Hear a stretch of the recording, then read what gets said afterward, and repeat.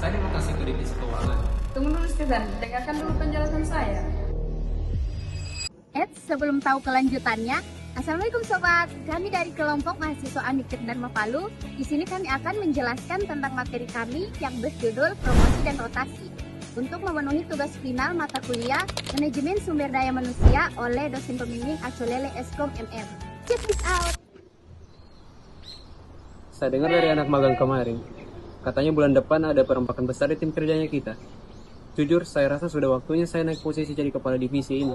Tapi kenapa akhir-akhir ini namamu terus yang dibahas senior, Hikmah? Ini bukan masalah nama siapa yang sering dibahas, Stephen. Kalau saya pribadi sih, saya lebih fokus menyelesaikan tanggung jawab pekerjaan yang diberikan dengan maksimal. Lagi pula kan, promosi itu bukan tentang kenaikan gaji saja, melainkan kesiapan kita untuk memegang tanggung jawab yang lebih besar. Iya, saya paham. Tapi kan saya sudah kerja 3 tahun di divisi marketing ini. Masa rekam jejakku kalah sama proyek setahun terakhir yang kau pegang? Menurutku, loyalitas waktu juga harus dihargai. Betul, loyalitas itu penting, Stephen. Tapi promosi butuh lebih dari itu. Contohnya seperti kecocokan jabatan. Selain itu juga rekam jejak yang bersih dan berpikir secara strategis. Bukan soal berapa lama bekerja di posisi itu, Stephen. Stephen Hikmah, sengaja kalian saya panggil ke ruangan sini karena perusahaan kita sedang melakukan pemetaan talenta. Saat ini persaingan sangat ketat. Mempertahankan karyawan adalah prioritas utama, dan kalian berdua termasuk dalam kriteria tersebut. Maaf sebelumnya, Nuralia. Mengenai posisi kepala divisi yang baru nanti, apakah pihak manajemen juga mempertimbangkan faktor senioritas masa kerja? Saya merasa kestabilan divisi kita selama ini terjaga karena loyalitas waktu yang saya berikan. Pertanyaan bagus, Stephen. Untuk promosi jabatan di perusahaan dikondisikan 2 jalur. Ada jalur senioritas dan jalur prestasi. Di jalur senioritas ini bertujuan untuk menjadikan stabilitas organisasi dan menghargai loyalitas karyawan. Jalur prestasi bertujuan untuk menciptakan kaderisasi yang dinamis dan berbasis target.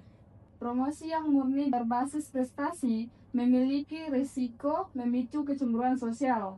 Untuk mencegah gesekan tim di dalam kita, manajemen harus membuat indikator pencapaian KPI yang sangat transparan dan terukur. Iya. Steven, kebetulan kita ketemu di sini.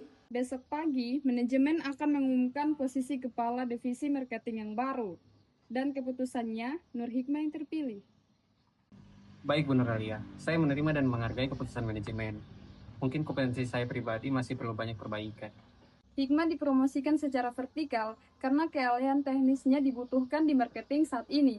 Tapi untuk kamu, Steven, saya punya kebijakan lain. Kamu akan dirotasi ke divisi keuangan pertanggal 1 besok.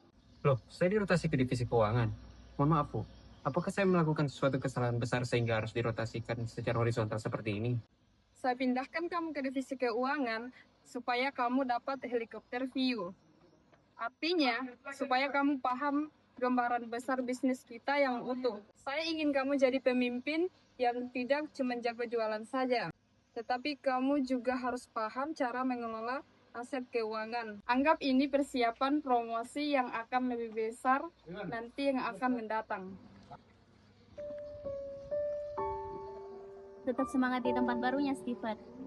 Ini rangkuman laporan keuangan untuk panduan adaptasi kamu ke depannya. Dan ingat pesan Ibu Nuralia ya, kuncinya itu komunikasi santai dan diskusi teratur agar semangat kamu tetap terjaga. Terima kasih bantuannya, Hikmah. Selamat juga atas posisi barunya. Saya sadar promosi itu apresiasi prestasi dan rotasi itu adalah investasi wawasan. Dua hal ini yang bikin tim kita berkembang. Saya